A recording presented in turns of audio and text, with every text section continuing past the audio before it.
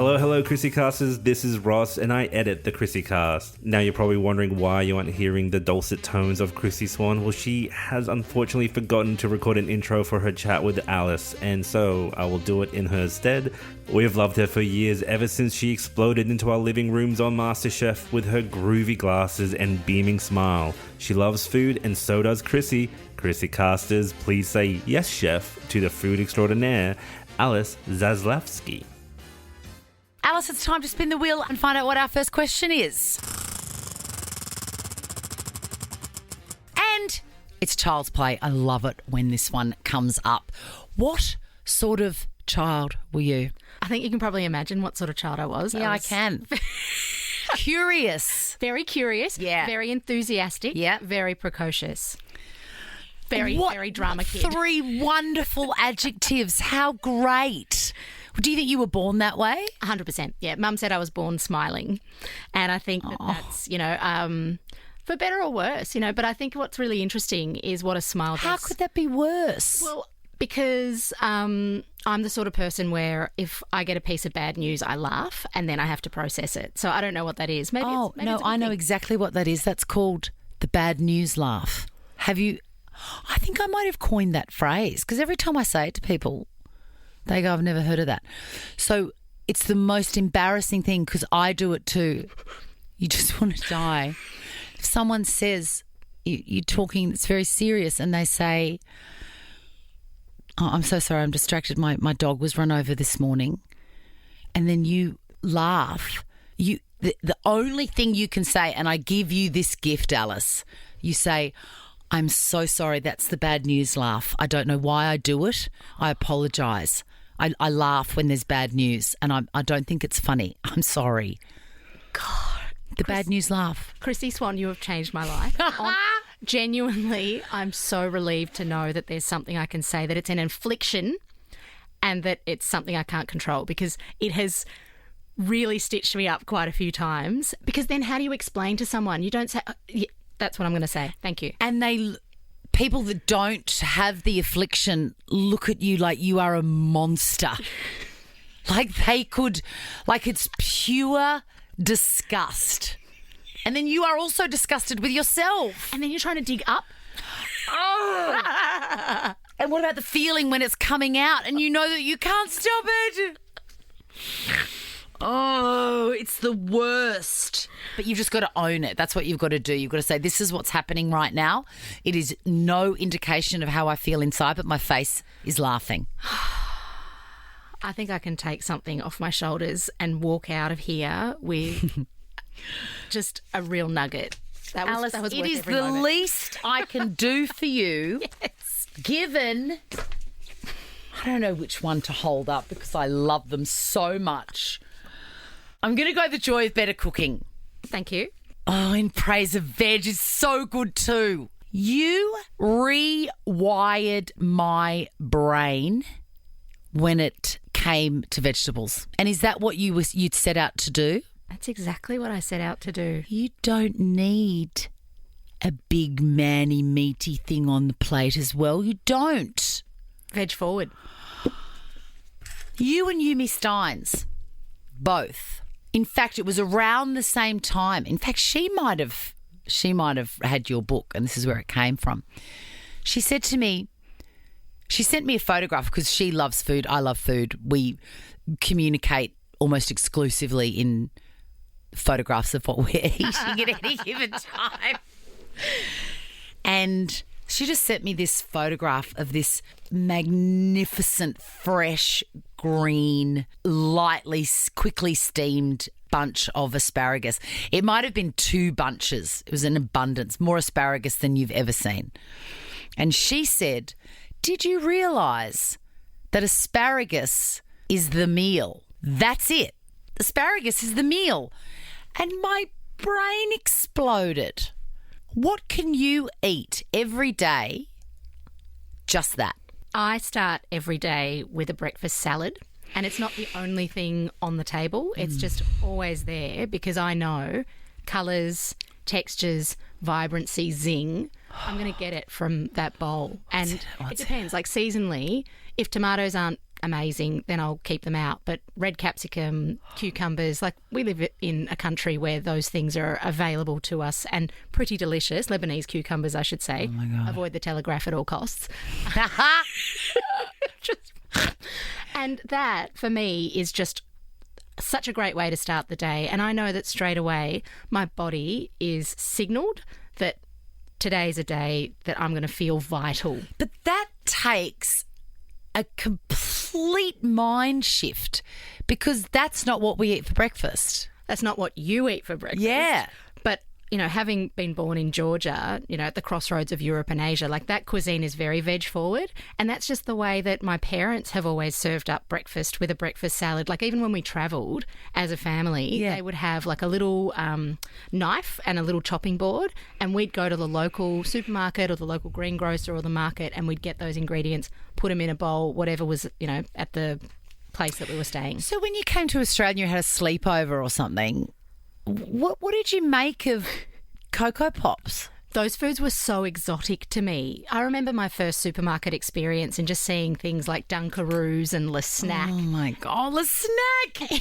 Only the rich kids had Le Snack. Definitely that. Yes. And even things like Nutella. All of these foods were so exotic. Continental pasta Alfredo from a box. Oh, my God, that was my favourite. That was like one of the first things I cooked. And then it came in a family size. And by the way, what family needs that one bag? It's barely enough for one person. Very true, very true. But that family bag was something that I was tasked with pouring in the boiling water, stirring it around, and that was, Italian food in the 90s for my family. And I remember actually, I can see the instructions. It called for milk, hot water, and specifically margarine. Yes. Yeah, we had margarine. We had margarine So in the did we. fridge. Blech. Why would you ever eat margarine? I blame the 90s, and the 80s. People had this association that if you ate fat, that was going to Make you fat. make you gain weight. But what we know now is that fat is flavour. Yeah. And good fats are important for our well-being. So, eating things like avocado, extra virgin olive oil, even butter, all those things are going to be... How good's butter? Butter is the best. And if you're listening to this and thinking, I could never think of asparagus as main character energy. Yeah. Butter is one of the things that will completely revolutionise asparagus. Burn that butter, Yes. and that's another flavour, like explosion again. Butter is like the Michael Hutchence to the Kylie Minogue. Like asparagus, very nice thing. But then with butter, it's a whole new situation. Revolutionises everything. What is something that butter... Okay, so butter is obviously good on asparagus. I love butter and cracked pepper on roasted pumpkin. Like that combo. Any time that you have a vegetable that you need to zhuzh up, Well, that you need to make sexy. make it sexy with some butter. Or even, think about making, let's say you've got a hard herb like rosemary or I thought you were sage. going to say, just say you've got a hard on.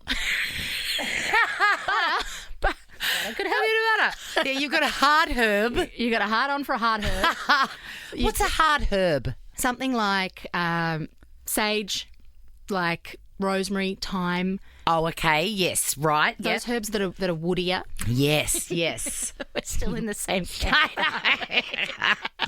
They're the ones that you add at the start of cooking rather than at the end. So they're a bit hardier. They're kind of, you can release the flavour slowly. Yes, and you say butter. Butter. So make like a burnt butter sage sauce. Like that is as easy as putting butter in a pan, foaming it, adding some, sage leaves, letting that sage get crispy, letting the butter start to brown. Chrissy Swan, crack some pepper in there once the heat's off. Oh, my God. Mwah.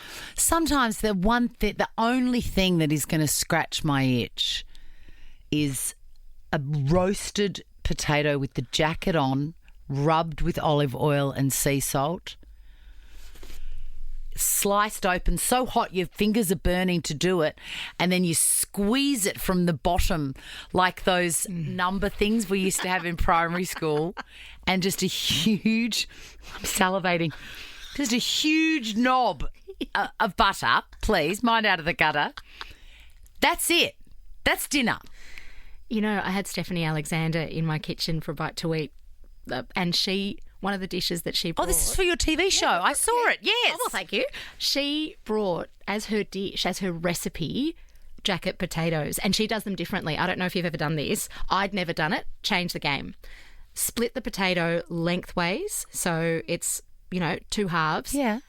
On the rack in a hot oven, no foil, no oven tray, just on the rack. So it's almost like an air fryer. Rubbed in oil or anything? Nothing. Just what? Just the potato Dry. in the oven? Dry. Just, it is raw dogging. That potato is it's in the oven, nothing, right? And then she just bakes that until the outside is like... bubbly and brown? Yeah. Yeah. And brown. And the inside is exactly as you say. And then you sort of open it up, she says, and then into the gash. Like mash. Stephanie Alexander saying, yeah. I think it's been a while since either of us have had a root, Alice. What's going on? Guys, just a nub of butter. Nub of butter, bit of salt. Boom. What is the size of Stephanie Alexander's knob of butter? Oh. I really want to know. Thumb. Like a substantial thumb. And like I would say a 2.5 centimetre thumb. What about you? I would go double that yeah. on a potato that size. Sure. Yeah, I can see that. And I would just sort of stab it gently with a knife and make sure that it all gets in there. Yeah. Oh, my God, I'm so hungry. I want to move on to salad for days. Because my two favourite food groups are salad and soup. And I know that sounds so like Weight Watchers and Scarsdale and Pritikin and depressing 80s. But a good salad with a whole lot of dressing. Dressing makes it, I think. And obviously the freshness of the veg. What is your favourite salad of all time? One. So the one salad that I've been making from Salad for Days on repeat, made it last night, is the Greekish salad. I don't know if you've made that yet. I haven't made it, but I've seen it, yeah. So it's a Greek salad, but there are a few things to twist it. Number one, adding right now, because they're so delicious, adding nectarine. So little wedges of nectarine in there. Genius. I can't tell you. It's like fizzy, sherbety, tangy. It's like winning the prize in Pass the Parcel. Yes. It's like, what is this? Yes. Because each little bit of nectarine that you find is just such a gift. And then the other thing you do is you get a slab of feta, so just like a whole slab. And I'm a Dodoni girl through and through. Go the Dodoni, whatever I love it. you love. Whatever. Salty, Delicious. And then you chop up fine herbs, so soft herbs like dill. So in this instance, parsley, mint, and some fresh. Yeah, it could be dill. My brain's going back to last night. What did I put in there? Oregano, maybe? Fresh oregano. Yeah. Exactly. Oregano, parsley, mint, finely chopped, and then you oil up your feta and press it into these green herbs. Yes. Can you imagine that on your Christmas spread? Like that looks beautiful. Imagine it. I can see it now. And then people break in and sort of move it around, or maybe they take like a little bit of it, like a piece of steak, and put it onto their plates. That salad is my gift to you. You give me bad news laughter. I'm going to be making that tonight, I think. Oh, you're in for a treat. Because the great thing about your stuff is you can get everything from the supermarket. You can. But people, I think probably similar to how I was with, well, that's a side dish. Asparagus isn't the dish. We kind of go to the same spots to get our fruit and veg. We get our potatoes, we get our brown onions, maybe get some carrots. We don't look up and think, well, there's fresh oregano there and there's some dill and, Yes. This one. Get off it. Get off it, Alice. I can't even say it without drooling like Beethoven from that 90s movie. You know, the big St. Bernard. I've got the vision. Grilled peach salad with burrata. Burrata's always a good idea, by the way. With burrata and green peppercorns. Genius. Because everybody loves pepper, but you forget about the green peppercorn. Forget about them. They're probably in your side door in your fridge. Like They mine. are in my side door. This is the thing. I'm looking through the book and I'm like, oh, shit, I've got the burrata. And I think I've got some peaches. Yes, Leo didn't eat all the peaches. Don't have the green peppercorns. And then I went, oh, yes, I do, because my friend Tori told me about an Old Women's Weekly recipe, cream and chicken and green peppercorns, and I bought them then, and they were in my side door. You remind me so much, like in every way. Just looking at you right now reminds me so much of my home economist, like my right-hander Jane Grills, who helps me write recipes like that. You and she would get along like a house on fire. Well, and also the recipe's named after her. Grilled peach salad. That's it. Okay, so I've got to bookmark the Greekish. Mm-hmm. I also have not cooked but will, because if there's anything there's nothing I love more than all little tiny similar sized bits and bobs of different crunch and texture factor. This is called the Green veg mugrabia. Delicious. I'm glad you said that, because I don't even know how to pronounce it. It's like the pearl couscous. Mugrabia. Yeah, and it's like a larger sized couscous, textural, beautiful, grilled halloumi bits.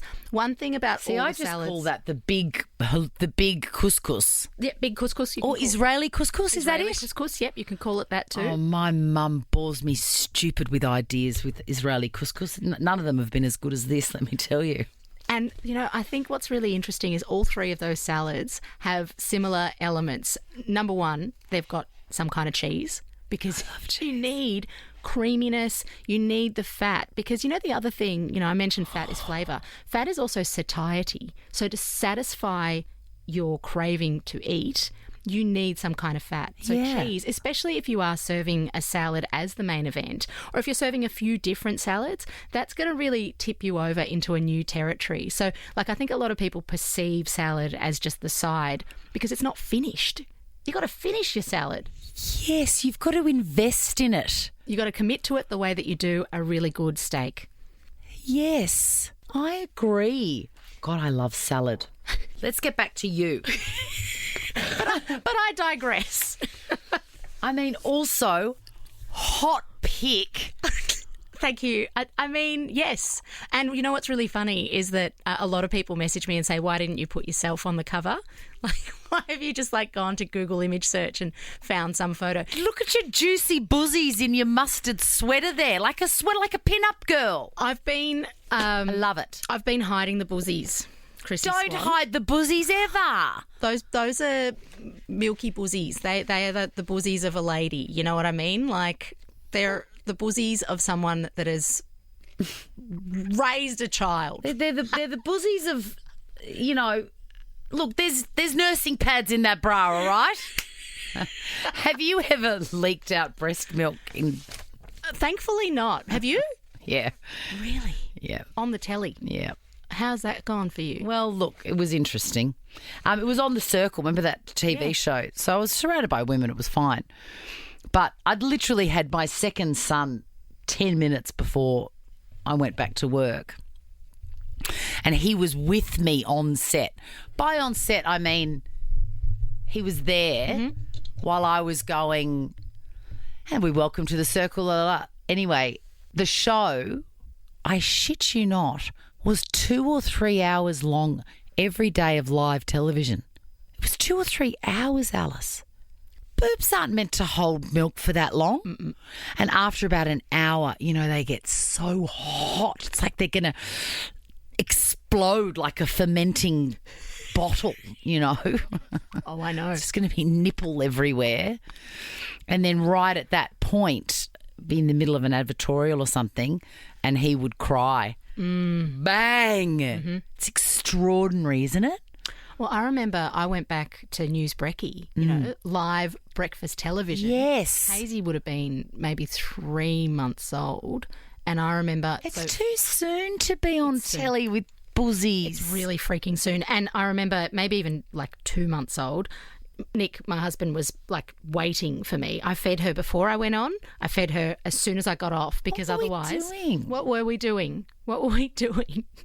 I think we were afraid that... did you ever play the chocolate game growing up with the chopping board and the block of dairy milk chocolate and a dice, and you would all, sit around and roll the dice in turn.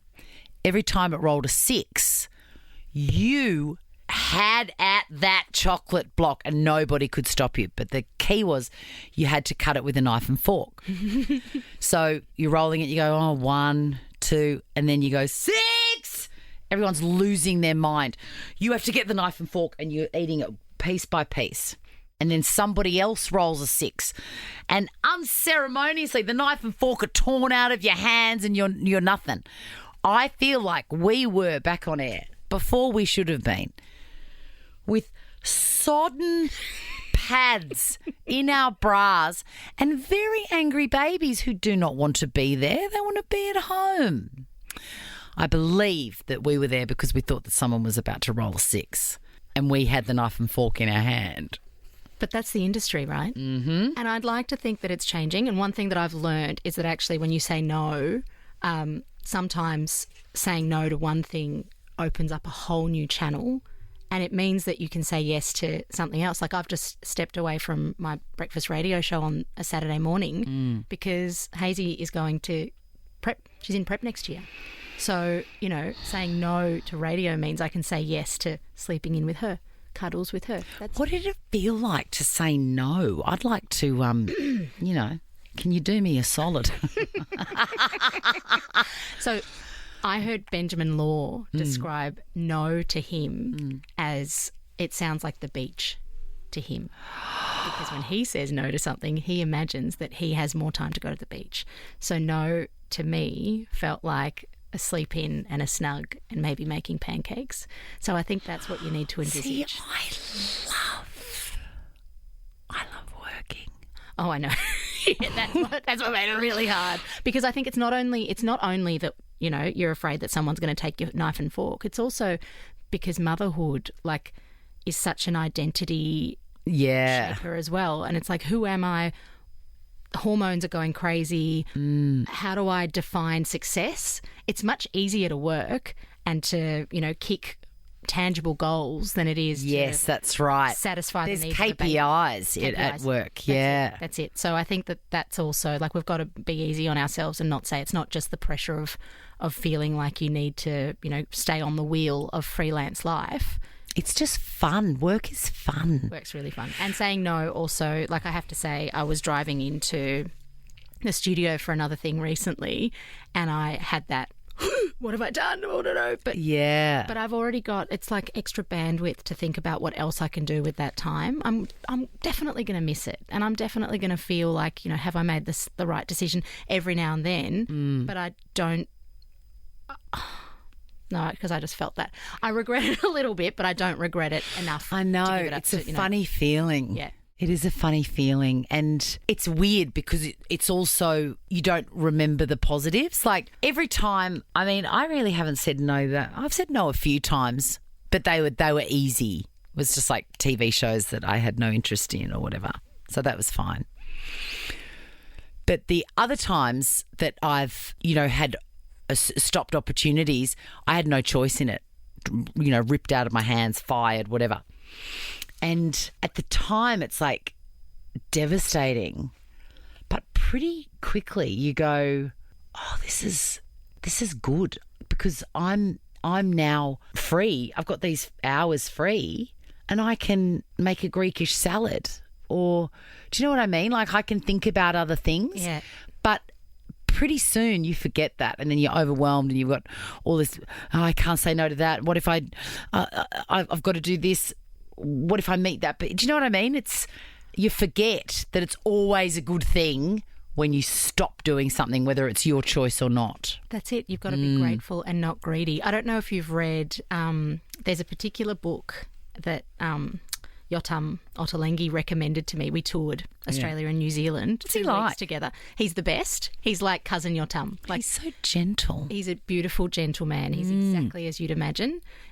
You love like the things you love. What is it? Soups and salads. Yes. Can you imagine? I know. Yeah. The funniest. And do you just talk about vegetables all day long? All day. And so one thing that I noticed that we both did was sort of try and jazz up the breakfast buffet. So like no matter where we were, we'd like go and we'd compete. We'd be like, what did you do with the congee? Or like, what have they got? Like we try and it wasn't a one-upmanship, but it was very collegiate. Who gets congee from a... Congee is one of the best things that you can have for breakfast at a breakfast buffet, as long as they've got like extra stuff to put on it. So what do you do with it? So is it sweet or savoury even? Savoury. So it's like a savoury rice porridge, and then you can add things like pickles or, let's say they've got some roasted veg that's designed to be as part of like more of a continental breakfast. Oh, like you go to the antipasta. Oh, I love congee. this. It's really good. Yeah. Oh, it's like a mystery box. It's a mystery box challenge no matter where you go. And if there's one thing, especially, if you're travelling for work, go to the breakfast buffet, look for all the veg, and then see how you can zhuzh it up. That is genius. I've bought 3 popular items that you would find in most Australian cupboards. They are processed, whatever. But I just want to know, if it was in your cupboard, what would you do with it, Alice? Oh, the iconic Kewpie mayonnaise, which I lived in Tokyo, 30 years ago, and that was where I first came across Kewpie mayonnaise. I could not believe my mouth. I could not get enough of it in. And I would rave about it, and then all of a sudden you can get it at any Coles or Woolies. Kewpie's the best. Kewpie is always in my pantry and or fridge, depending on whether it's open. And I would use that. So anytime you can use mayonnaise, use Kewpie, because it's got the flavour in it. It's MSG. The flavour in it is just the level of umami, that savouriness, that satisfaction that you get in Kewpie. So, e.g., dipping sauce, like a really quick tartare for, let's say you're doing fish and chips or whatever. Yes. What would you put in there? Just like the simplest way to make a tartare would be maybe some pickle. You've got some pickle in the fridge, maybe some soft herb. You can add that as well. Stir it through your Kewpie. Mwah, delicious. Simpler than that, Chrissy Swan. Kewpie plus garlic powder for the quickest aioli. So, like, let's say you're making... I've never done that. Sweet potato chips. I'm an idiot. It's I okay. hate myself. I'm here for you. I love garlic aioli, and I've always wondered how to do it quick. And there's one garlic powder. I love that this is not the ABC, so I can tell you exactly the brand. Okay, great. It's got a green lid. It's like, I think it's called Absolute Organics, or it's an organic garlic powder. It is the best flavour. It's always in my pantry. That 2-ingredient garlic aioli, you're welcome. Potato salad. Absolute organic. Absolute organic. Now, potato salad, use Kewpie mayo. The best. You're picking up what I'm putting down. I have done that, but I've undone a bit of it with sour cream, and I recommend that too. That's great, yes. And you can loosen it. So whether it's with a creamy thing or with oil as well, go half Kewpie, half olive oil. Do you do anything weird with it? Yes, I do something weird with it. Pregnant pause. I smear it on my bread for cheese toasties. I've heard about this. Better than butter. Better than butter on the, there's one thing better than butter in this instance. So smear it on the outside of the bread. Yeah. And that will give you such a great what is that about? What's the chemical, what's the composition that makes that better than butter? It's a fat. So it's the contact heat that you would get from butter, but then you will also get the umami richness of the flavour. So it is actually, and because it's got extra sugars as well, you get like this golden crust. So yeah, Kewpie mayo cheese toasty. And also 10 points for the delivery nozzle that comes out in a little star. And if you don't want a star, if you just want a little squiggle, then keep the red. Take the red thing off. And if you want to go. All right, are you ready? Oh yeah, I'm ready. Oh, Heinz Big Red tomato soup. Sometimes there is the reason you are looking at this is this is always in my pantry. Nobody likes it in my family apart from me. And sometimes there is a hankering, a very specific, oh my God, I need a bowl of Big Red. And that's why it's there. That reminds me of the tomato soup that I used to have from the school canteen. That flavour. And it's because it's so sweet, right? It is so sweet. So it's probably too sweet in terms of our bliss point now. Like where we experience sugar now is probably a little bit pared back. So maybe you might grate some Parmesan over that or, salt to taste. What I would do is grab your tin of beans, like let's say white beans, cannellini beans, butter beans, whatever you got, bada bing, bada boom. Plus, or you could do your 5-bean mix, whatever, plus Big Red. Together, you've got homemade baked beans. And then you could so you could bake them. You could make it shakshuka, put some. Do you know what I was looking for the other day? And you will know. So I wanted to recreate this amazing smoked chicken tarragon bagel that I had once with a little quick pickled carrot.